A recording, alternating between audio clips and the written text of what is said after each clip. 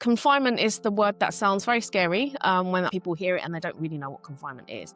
But confinement is a 4 to 6 week period of immediately after a woman's given birth, they stay at home and basically rest during that 1 month to recover well from the traumas of birthing. So to recover well, their mums or their mother-in-laws or aunties actually care for them in the sense that they will take care of their food for them. So the mother actually spends time bonding with the baby and just recovering her energy. This podcast is for education and information purposes only. It is not a substitute for professional medical advice. Welcome to the Motherhood Clinic, a podcast about caring for mothers after childbirth, led by clinical experience and real-life stories. If you're a new mum and ever asked yourself, is what I'm going through normal? Should I be worried? Or who should I ask for help? Then this podcast is for you. It's for anyone navigating those early weeks, months, or even years after having a baby. Each episode brings together voices from across the motherhood journey, from clinicians, experts, and mothers from all walks of life. We're here to help you feel more empowered in your unique motherhood journey. We believe in a better start to motherhood. Welcome, Lucy. Thank you. Thank you for joining us on the Motherhood Lovely Clinic. to be here, Patrick. We're here to talk today about confinement foods and practices. So before we go into the discussion, there's a duty of care we have to talk about, which is part of what we're doing on the Motherhood Clinic is exploring different cultural practices that different countries do with regards to after you've given birth as a new mother. This is a particular one that is more specific to Eastern traditions. We do encourage that it isn't going to be for everybody and that anyone listening in should do their own research and come to their own conclusions around what they want to do it. But this is more an opportunity to highlight something that you've done and that you've now practiced, and more just talk about your personal experience and what you found to be of benefit to you. Yes. So I think confinement is a really interesting topic to explore. It is. So that's the disclaimer done.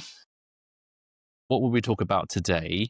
We're going to have two separate conversations. The first is going to be, this episode is going to be an introduction to confinement. So what is it? Who is it for? What's the benefit? And then a bit about your journey into confinement.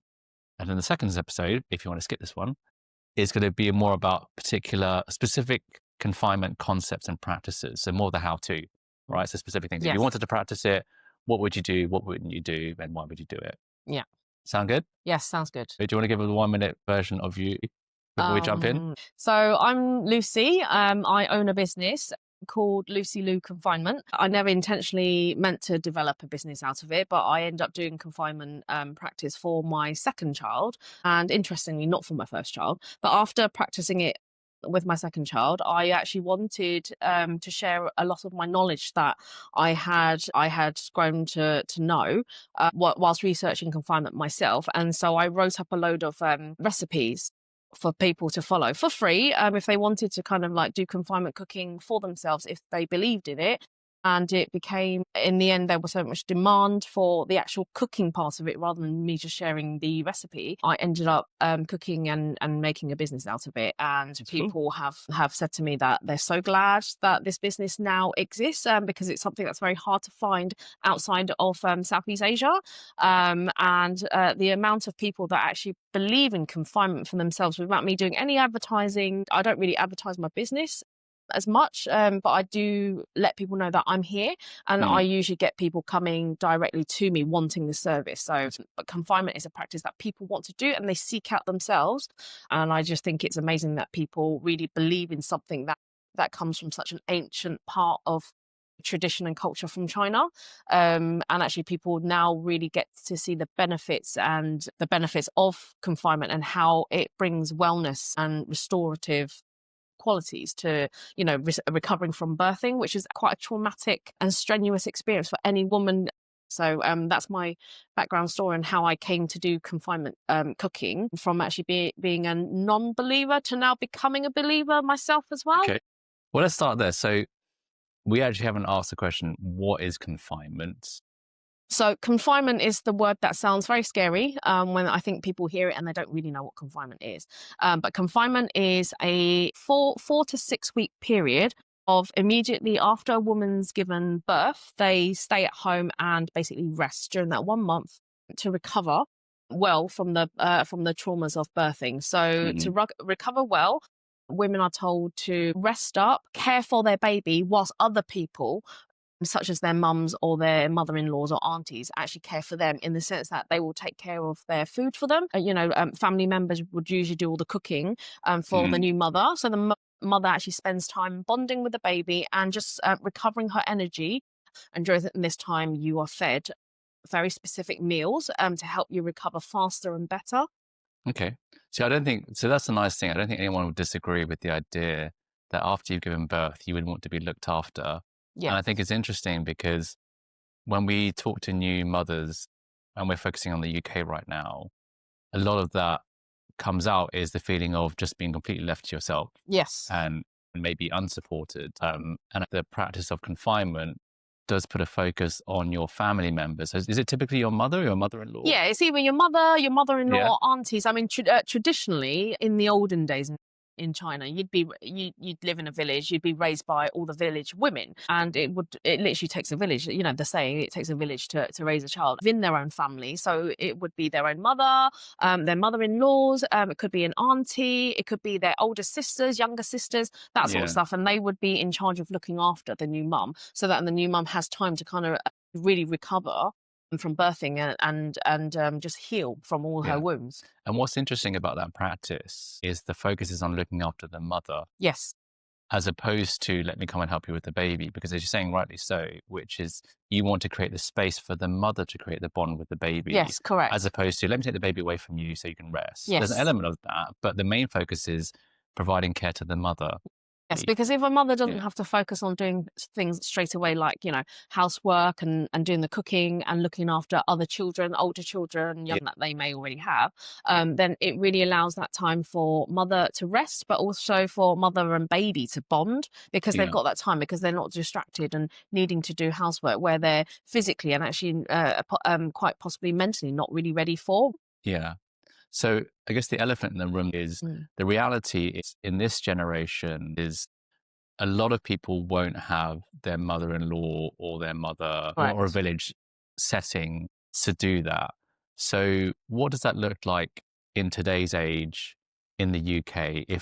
What would that look like? Yeah, so in the UK, my own experience and experience amongst my friends and people I know who did confinement but didn't have family members to support. I mean, it is very, very difficult, and most mothers will end up, birthing and then jumping straight back on their feet and just getting on with life, because they just don't have the actual additional help to be able to do this. And a lot of women do have C-sections, and C-section is a major surgery, but they do feel that, after 2 days rest, and that's it, they're up and they're up and going. Now, in the UK, there isn't much to offer in terms of confinement, but between me and all my friends who kind of went through this, what I had done was I had hired a doula for my second child. So my second child, I hired a doula.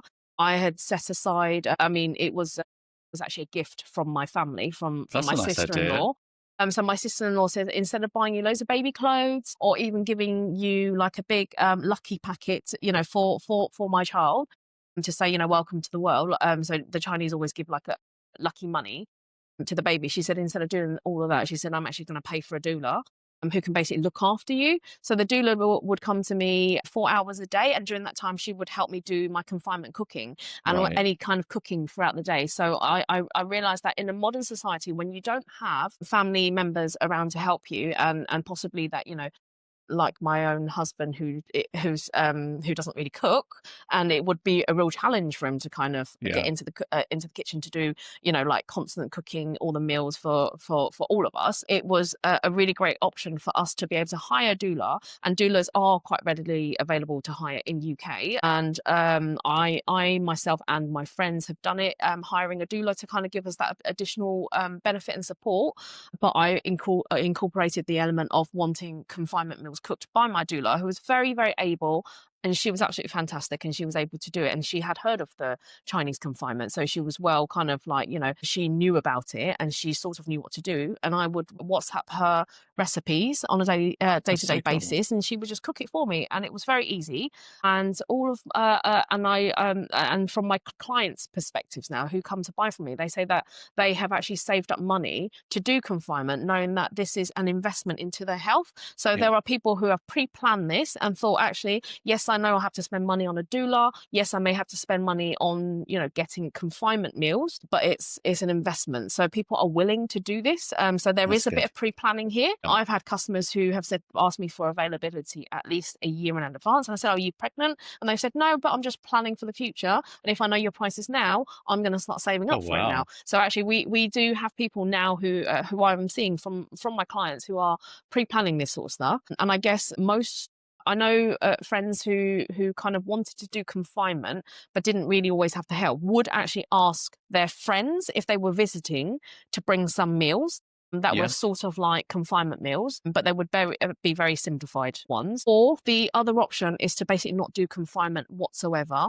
get up on your feet right after you've had the baby, and get on with life again. And unfortunately, this is a situation that has been reflected amongst, a lot of my friends and people that I know. Even for my own the birth of my first child, I had the same sort of experience. It was kind of like, had to get up and just get on with it because there was no one else to help. So I think there isn't a great option because, a lot of us who are over here don't always have parents or, in-laws to help us. So these are the options we are presented with.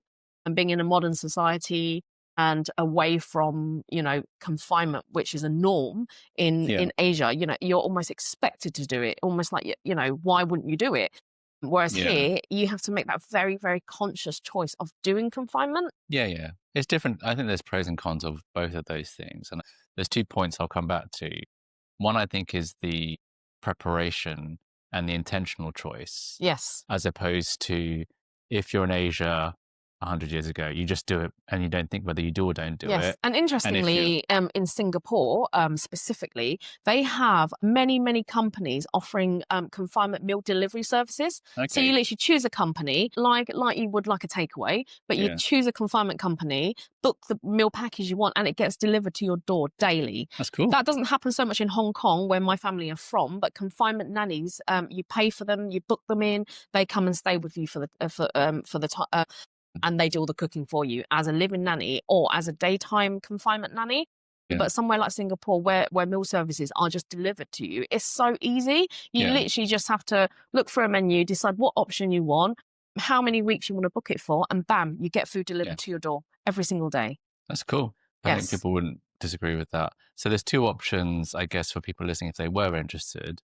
So your service is deliveries, yes, but a meal delivery service. Yes, a meal delivery service. Alternatively, if you have the budget, is to hire a doula and ask them to cook these recipes. That's right. So that's 2 options, I think, for people listening in. That could be like, okay, if I want to do it, this is how I would go about doing it. Or you could research your own confinement recipes or use the free recipes from my blog, and you can cook them in advance and then freeze them. So if you were that prepared, to actually do a lot of, because batch cooking is a thing that happens, I think, quite normally in the Western culture. This is something that doesn't really happen in Hong Kong or in Asia because everyone in Asia likes to eat fresh and they don't believe in frozen meals. But it's a big thing here, and I think it really works well for those who are time strapped. It's either a frozen but very healthy, nutritious meal, or you're going to get a fresh takeaway every day that isn't going to be healthy.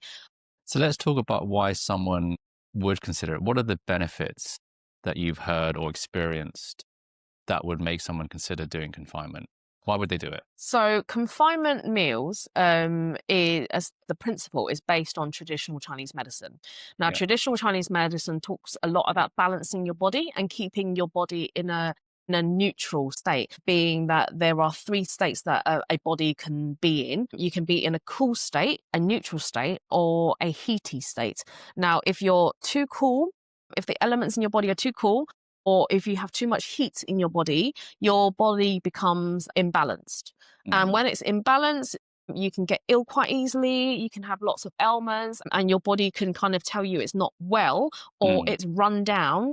in the sense that you could get things like ulcers. So these are all signs, according to traditional Chinese medicine, that your body is imbalanced. So we always, within traditional Chinese medicine, we always try to keep our body at an optimum balanced condition. Now, confinement meal comes in that once a woman has given birth, it is generally believed that the woman's body is in a very cold state because they've just been through a lot of trauma. And in confinement practices, you have to do through diet and through practices, you bring your body back up to a neutral state. So it means eating foods that are warming to the body. They are neutral, they're non-inflammatory, and then so confinement is to just bring the body back up to this neutral state. And this neutral state is when you're at your optimum health. Good. You also talked about there being something about getting back to 100%, and actually what are the long-term benefits of doing this as well? So I have heard, I mean, I'm not a traditional Chinese doctor myself, but what I've heard is that when you do the confinement practice and you basically get your body back up to 100%, health, what it does is it protects your vitality into older age. So when you do confinement and you're able to restore your body back to good health in this time, what it means is that your body is then protected against ailments that you would easily get as you age and as you get older. So the confinement, it helps a mother to restore right after birthing, but it protects their vitality into older age. So my dad and my mum will always say to me, it doesn't matter if you don't believe it now, if you don't do it, and when you're older, you will really feel the effects of not doing it. And the effects meaning things like migraines, swelling, inflammation. So this is what is the general kind of belief of doing confinement. It protects you into old age, but at the same time, it helps you recover faster once you've just had the baby. Yeah, good. So that's helpful. And again, I'll do the public health announcement bit where, again, these are certain beliefs around the benefits of it. Again, do your own research about what it is. But I think what everyone can agree on is that there are certain things that you can do, which I like about it, is a more preventative approach, which is doing certain practices to then lay the foundations for a better, longer term journey into old age. Yes, that's right. So we had a conversation with a lady called Nancy Best from Ladies Who's Crunch, and she talks about the value of exercise. Now, obviously, everyone will be in very different states, but everyone can agree that a journey to doing some gentle exercise will set you in good stead for, into older age. Yeah. And these windows of time, if you can put in place certain practices, they will benefit you, not just at the time only, but also later on. So that's cool. So we talked about what is confinement, who is it for, why to do it. Let's talk about your journey into confinement. I think there's an interesting journey that you've had. Talk to me a bit about what has been your journey from being like, this is just something I've heard my parents say, but I'm not quite sure if I do it, to now running a business. What's been that journey? So growing up, I always heard my parents talk about, traditional Chinese medicine, because that's what they grew up with and they know it very well. And how once you've had a baby, you have to do confinement because it helps protect you into older age and it helps you recover faster. And I didn't believe any of it because I felt it was very old wives' tale. I grew up here and I didn't feel like any of this had any science behind it. I didn't know enough about it myself, and I just felt like everything that my parents had ever told me, nothing really made sense, and I was a real non-believer. So when I came to after I had my first child, my parents said to me, you must do confinement, and I was kind of like, I'm not really going to do it, but maybe I'll look into it. But then what happened was I had quite a traumatic birth and I was actually confined to hospital for 2 weeks. So I actually couldn't actually do confinement even if I had wanted to, but it kind of just made it easier for me to say, well, I'm in hospital now. I can't do confinement. It's fine. I'm going to forget about it. I'm not going to do it. So I didn't do confinement at all. And again, I wasn't really sold on the idea of confinement back then, even though I had grew up hearing about it. And a lot of my friends were also quite similar in that they didn't really believe in it either, even though they had heard their parents talk about it. So I think my generation and my friends who were around the same age and have the same sort of upbringing, none of us really believed in it. And anyway, so fast forward a few years later, when I was pregnant with my second one. By this point, my sister-in-law was living in Hong Kong and she had booked herself a confinement nanny for her second born. And I'd heard a lot more about confinement practices from her, from a more modern approach. And she would send me, traditional Chinese medicine articles. and said it's Yeah. based on that because she was doing her own research to find out more, because she's a pharmacist herself and she needed to know the more Western sort of science interesting. background Yeah. for this. So she looked into it herself, sent Yeah. me some stuff, and then I started seeing the meals that she was eating during confinement. And she told, and again, she also didn't do confinement for her firstborn, but did it for a second one. And she said the wellness in her own body, she felt a real difference. And she said, I've got nothing to lose at giving it a go. And I've read more about it now, and I can kind of see how the concept works. And after she sent me all of the information, I kind of thought, oh, well, I'm on my second one now. And they do, people say that actually when you're having your last child, that confinement practice is more important than even the first child, because this is the confinement practice that takes you into old age. So your last child is your last chance to basically restore vitality and protect your health into older age. So as my sister-in-law had done it, and she sent me a list of ingredients based on traditional Chinese medicine from a Chinese medical practice, I felt like I had something a bit more legit to kind of work off. So then I started looking at making meals that based on foods that I was allowed. And I thought, well, I'm going to give this a go now and do the confinement for my second one. And at the same time, because my sister-in-law had gifted me, a doula, she asked, it was really such a nice gift to have, better than all the baby clothes or toys I could have asked for. And I didn't realize how much I needed it until it actually happened. So I spent my my first birthing experience compared to my second birthing experience was very, very different. So my first one being in hospital for 2 weeks because I was very ill after having my firstborn, but also then once I'd got home, I was left to my own devices and I had to do everything myself, including cooking for the whole family, for the family, for me and my husband. And then I was sort of back kind of doing housework, routine stuff very, very quickly. And I felt like I never really recovered from my C-section very well. I had an emergency C-section with my firstborn, and I felt like it took me months and months and months before I kind of felt physically strong. I'd say a good 5 months. So that was my first sort of experience. Then fast forward and a few years, once I had my second one, I had a doula to help me. So I was taken care of. Then she was cooking me my confinement meals, which I had based on my sister-in-law's experience and all the research we'd kind of sort of done together. And also just not rushing back to doing daily stuff, because I actually had my doula for actually 6 weeks, and it was really nice.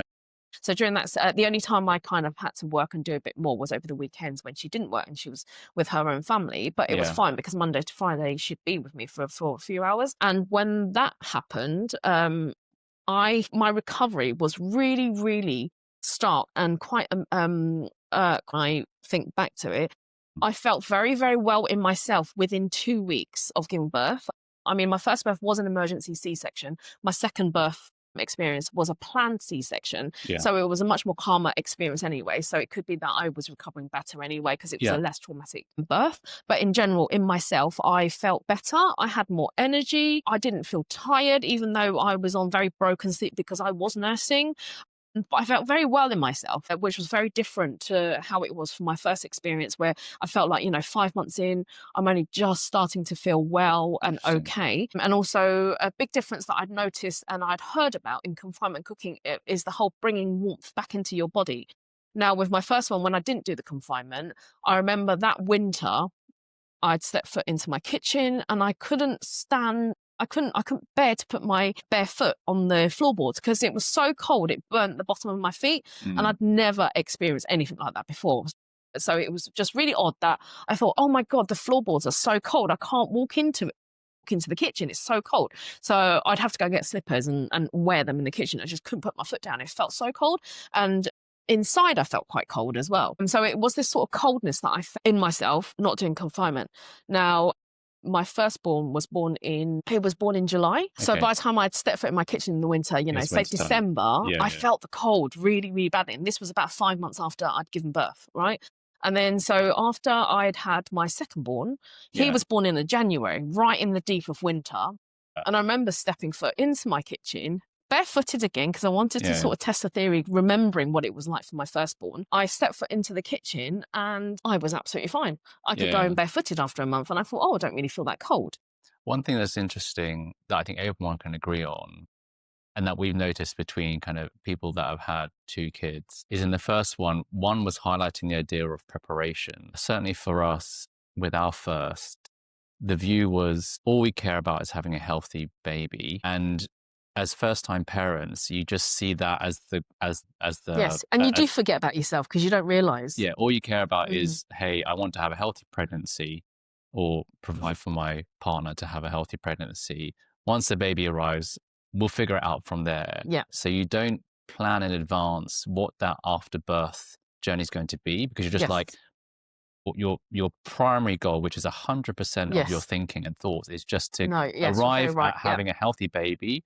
Once that baby's in my hands, then I'll figure it all out. And that was certainly our perspective. And I think what's different with the second is a view that, oh, there is something that happens after you've had the baby, which we didn't prepare for beforehand. Yeah. And then learning from that. So the idea, I think it's nice to hear the conversation where you say, hey, whether it's your first or second, is to take the learning, which is doing some prep work and having the conversation with your partner to say, look, let's put aside some budget, whatever that might be, but something that allows you to think about, how do we care for the mother? Yeah. Putting aside some time or some investment that says, this is going to be earmarked for my care in some way, whether it's whether it's doula, whether it's a service, that delivery service, whether it's like some physio, whatever it might be, so that you don't have to keep asking. Because another important topic that comes up is permission. Yes. And the feeling that, oh, is it okay if I, yes, after and the you don't want baby's to keep happened, asking, but whereas if you've got a care plan in place for the mum to recover, you just kind of go, oh, well, that's the plan that I have and I will follow it. I don't need to ask for physio, or I need to ask for, confinement meals, or I need to ask for someone to help me with the baby. And a big part of it is you just don't know those expenses before it happens. Yes. Like, I had no idea what my Amazon bill was going to be like in the first few months. I remember your wife telling me about those Amazon shops. But that's because you don't know what you don't know. And I think a helpful exercise for your first or second or whatever number baby you have is doing a bit of research. Let's put aside this time and money so that after the baby's there, I think it's a very useful exercise. Yeah. And whether that's confinement or other things, I think it's just that's a very helpful thing to do. Yes. I also say that you've probably got the best sister-in-law in the world. Yes, she's absolutely amazing. But it's a love. I've never heard of someone saying, let's give them actually support and care, because you get like, you get little socks that look like a rosy, which you use once, if ever. Let's also talk about how you then, what was the journey? So this is the personal experience you felt, and what was your personal experience of feeling like you recovered faster in your second as a result of that. Yeah. And then how did that then turn into a business? So what had happened was when after I'd done the confinement for myself, with my doula's help making all the meals, I thought, my God, so many people could benefit from this. And I already write a food blog, as you know, www.lucylovetoeat.com. So I share a lot about food stuff on my blog. And and follow. Yes, that's it, and follow. So I do share recipes and things on there anyway. And I thought a lot of the recipes that I'd researched with my sister-in-law and the stuff she was sharing with me from the traditional Chinese medicine, the printouts and stuff like that she shared with me, everything was written in Chinese. Now, I'm lucky that I can read and write Chinese. So I was able to use the information I had and then kind of work on recipes. And then I thought, lots and lots of my British-born Chinese friends would benefit from this so much, but they can't read Chinese. Not everyone can read and write Chinese. And I thought, I want to write the recipes that I've used, put a bit of my knowledge into it, write it all up in English and share it on my blog for free. And I really wanted to do that because I just saw such a benefit on doing this. And I thought, actually, people sometimes don't do things like confinement or cook things just because they don't know. Yeah. And our parents, our parents' generation used to say to us, oh, it's easy, this is how you do it, eyeball it. And it's all a lot about eyeballing. But actually, when something is very unknown to you how to cook, you can't eyeball. You need to follow something, get very comfortable, then you can start eyeballing. And so I found that, the older generations of, oh, this is just how you do it, and just telling you by mouth was not very helpful. And I know, an actual recipe would benefit. So I wrote up recipes at the time, shared it on my blog, and I had a lot of messages and comments that people had left and said, thank you so much for this. It's really helpful. Or even if they weren't planning a baby, it was just really good and interesting to read about confinement written in the English language for a Western sort of culture perspective. And so that was really good. So then what happened was someone had then Googled, I think, confinement meals UK. And I think my blog was the only one that came up with confinement recipes UK. So then she reached out to me on Instagram. because I've synced everything from my blog to my Instagram together. And she emailed me, she messaged me and said, "Oh, my friend has just had a baby. Is there any chance that you'd be able to cook any of the meals and then any of the recipes you shared on your blog and get it delivered to her?" And I thought, whoa, okay, well, that's a bit of a proposition. And I thought, never really thought to do it. But she was very specific, asking for a very well-known confinement meal dish, which is pork trotters cooked in vinegar and ginger. So this is like a signature confinement meal that women always have during confinement. It sounds quite gross to a lot of people, but for the Chinese culture, we're quite used to eating this sort of stuff, and it's very, very nice. To me, it's no different to eating a ham hock. The texture is very different. It's very similar. So she reached out and said, "Oh, would you be able to make a pot of pork trotters in ginger and vinegar for my friend and deliver it?" And I said, whoa, where does your friend live? And it turns out that she lived close enough for me to sort of do it. And I said, "Oh, well, I've never done this before, but I could try." Then I said, "I'll work out a cost and I'll let you know." So it kind of started from there. So I did do the order, delivered it to a friend. Her friend was absolutely over the moon that her friend was so thoughtful. Her best friend, who lives in Singapore, was so thoughtful, had found someone like me to be able to do something like this and then deliver it to her. So she was really touched, and we've actually become friends on Instagram since. So we do talk. These amazing friends and in-laws. I know. Yeah, I think great. a lot of That's people nice. who really care. It's like these are meals and things that services that make a difference to people. Yes. I mean, socks, cute socks and stuff, as much as they are cute, they don't really serve more than just being cute, Yeah. So this is, this was this lady's best friend who lives in Singapore and said, "I want this delivered for my best friend. That's my gift to her." So it was really, really fantastic. So after I'd done that kind of trotters order for her, I shared my experience about it on Instagram. I do like to chat a lot on Instagram on my stories. So I'd shared about it. And at the same time, one of my mummy friends from a Cantonese group that I took my eldest to said, "Oh my God, I'm pregnant at the moment and this is exactly what I'm looking for. Can you give me a price?" And then I thought, oh goodness, okay. And she'd asked for more like, daily meals. And so I thought, so this was like the stuff that I'd done for myself. So I thought, oh, okay, daily meals. So I said, well, let me work out some costs and some logistics and I'll get back to you. And then I did do it for her, and she booked it for 3 weeks in the end, and she wanted daily meals. And it was something that I'd never really kind of gone into before. And I thought, okay, well, I could probably do that. So I would just cook 1 week's worth of meals and say that, some of them could go in the fridge for a few days. The first 3 days could go in the fridge, but the rest would have to go in the freezer because I can't really offer, fresh cooking every day. So anyway, she booked that. And I delivered it. She was very, very happy. And she said to not have to think about meal planning and getting nutritious food in herself while she already had 2 older kids to look after. She found it so beneficial. And she said it's the best money I ever spent. And I mean, luckily she was able to afford it and she did that. So then again, I shared that experience on Instagram. Again, had more people who then heard about it. And these are I had a few strangers. I didn't know who they were, but they'd also sort of found me through Google by Googling confinement recipes or confinement services UK, and my blog came up and they found me.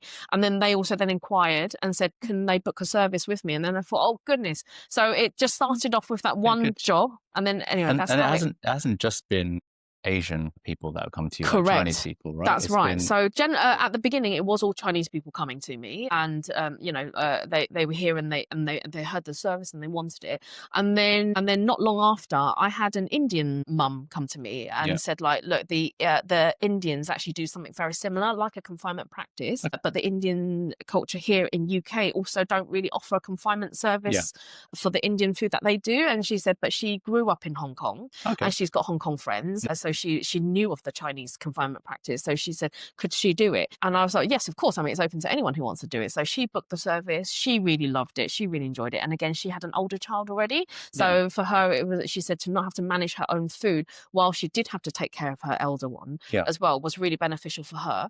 Then I did have a lady who was all American, and that one really surprised me. And I'd asked her, oh, how did you hear about confinement? And she said to me, oh, she'd always read about it, felt like it was such a beneficial thing to do. So she booked, I think it was a couple of weeks with me, and just said like she was just really glad to have been able to try something like this.